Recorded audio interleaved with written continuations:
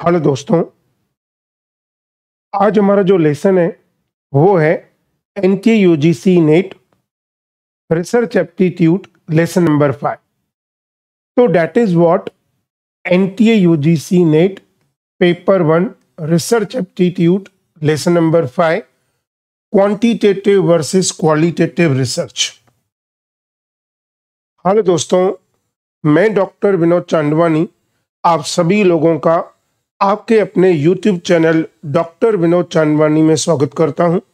दोस्तों, ये एक ऐसा चैनल है जहां पे एनटीए यूजीसी नेट पेपर 1 और पेपर 2 कॉमर्स और मैनेजमेंट की अच्छी तरह से तैयारी और गाइडेंस दिया जाता है। तो बिना वक्त गंवाए आप अपने इस चैनल को जल्दी से जल्दी सब्सक्राइब करेंगे, शेयर करेंगे और लाइक जरूर करेंगे। साथ ही साथ बहुत इंपॉर्टेंट बात यह है कि आए दिन मैं टेलीग्राम में नोट्स, पीडीएफ, क्विज़ेस वगैरह डालते रहता हूं, तो आप जल्दी से जल्दी टेलीग्राम चैनल को ज्वाइन करिए। देन फेसबुक है, इंस्टाग्राम है, और अगर आपको कोई भी डाउट है तो आप मुझे व्हाट्सएप नंबर पे मैसेज कर सकते हो। That is 9850118800। तो जो भी आपका डाउट होगा वो क्लियर किया जाएगा। ठीक है दोस्तों, तो चलिए एक बार क्विक रिवीजन करते हैं कि हमने अभी तक क्या क्या किया है। अगर हम बात करेंगे तो रिसर्च का इंट्रोडक्शन हमने कंप्लीट कर लिया है। ठीक है, very important definitions we have already completed, objectives of research completed, characteristics that is features we have completed, role also completed, बिल्कुल। Then if we are talking about types की बात करेंगे तो descriptive research over, analytical research over, then we can say applied and fundamental research over, conceptual research, empirical research over।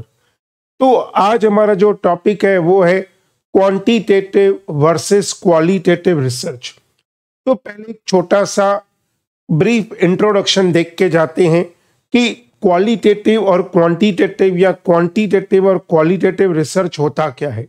Dear friends, welcome to your online school Dr. Vinod Chandwani, where guidance is giving on NTA UGC Net Paper 1 that is Teaching and Research Aptitude, Paper 2 that is Commerce and Management. Pick up your free session bundle. Do watch and don't forget to subscribe, share and like, which is your own channel. होता क्या है? देखिए, नाम खुद ही बताता है quantitative और qualitative.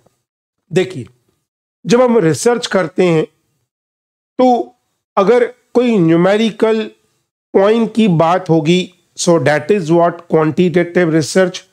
Sir ऐसे नहीं, कोई अच्छा सा एग्जाम्पल दीजिए जैसे कि हमको बहुत अच्छी तरह से समझ में आए। ठीक है भाई, अभी मान लीजिए हम लोग स्टडी कर रहे हैं किड्स के ऊपर कि अगर हम बात करेंगे जो आजकल के किड्स हैं, आजकल के चिल्ड्रेन हैं, पढ़ाई में इतने ज्यादा फोकस्ड क्यों नहीं है? क्या रीजन है? लैक ऑफ कंसंट्रेशन है, ध्यान भटका हुआ है, ज्यादा ध्यान सोशल मीडिया में है, या कोई और चीज है? अगर इस तरीके का कोई रिसर्च करेंगे तो आप बताइए हम कौन सा रिसर्च करेंगे? यानी हम लोग क्वांटिटेटिव रिसर्च करेंगे या क्वालिटेटिव रिसर्च करेंगे? देखिए, सीधी सी बात है, अगर मैं सर्वे कर रहा हूं उन बच्चों के ऊपर जो बच्चे पढ़ाई करने में, या ऐसा बोलेंगे कि चलो लेक्चर अटेंड करते हैं, ध्यान भी देते हैं, लेकिन इतने ज्यादा अच्छी मार्क्स नहीं आती हैं, तो क्यों? क्या रीजन है? हो सकता है उनके दिमाग में कोई स्ट्रेस हो, लैक ऑफ मोटिवेशन हो। तो ये कौन सा रिसर्च हुआ? राइट, ये क्वालिटेटिव रिसर्च हुआ। क्या रीजन है कि ये बच्चे अच्छी तरह से पढ़ाई नहीं कर पा रहे हैं? दूसरी तरफ अगर हम बात करेंगे क्वांटिटेटिव रिसर्च, यहां पे क्वांटिटी की बात की जाएगी।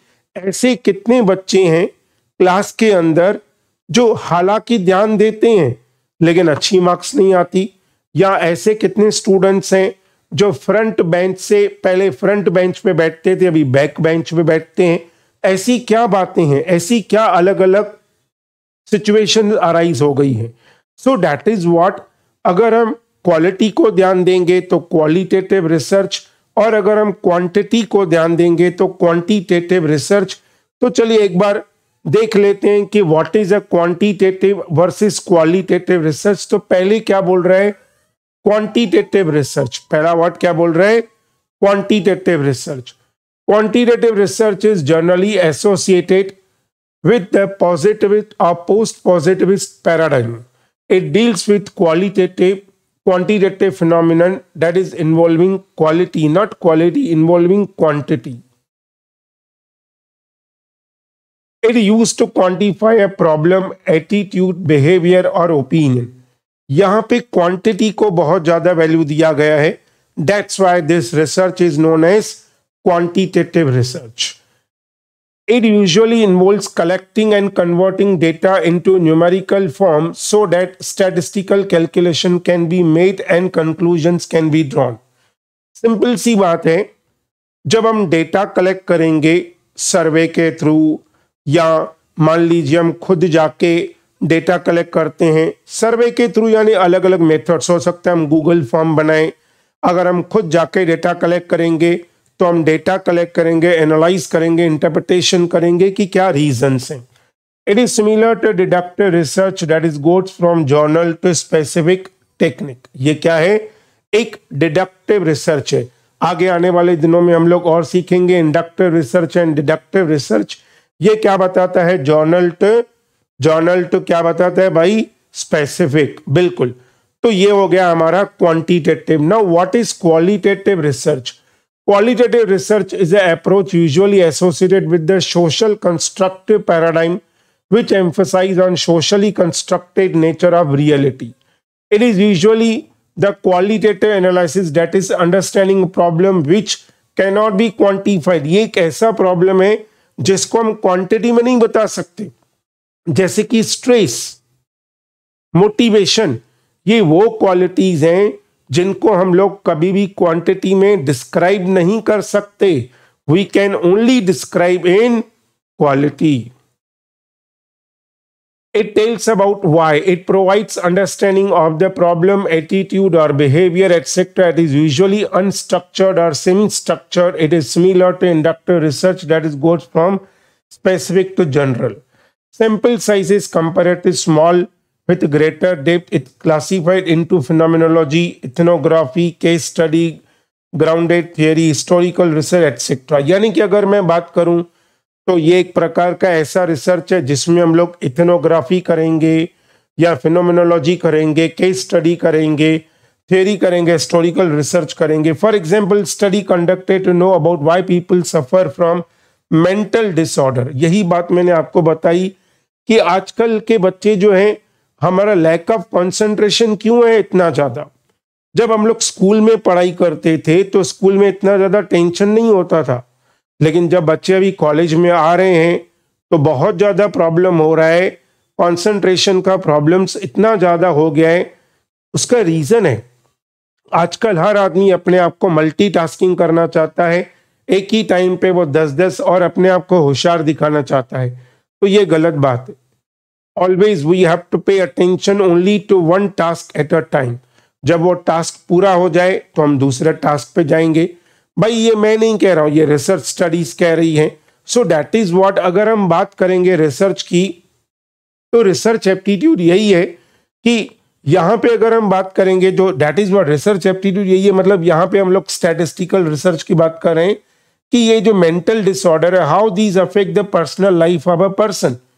इफेक्टिव अगर हम बात करेंगे तो effectiveness of medical facilities, the hardship of people face while availing the facilities. आज के जमाने में इतना सारा टेंशन क्यों है?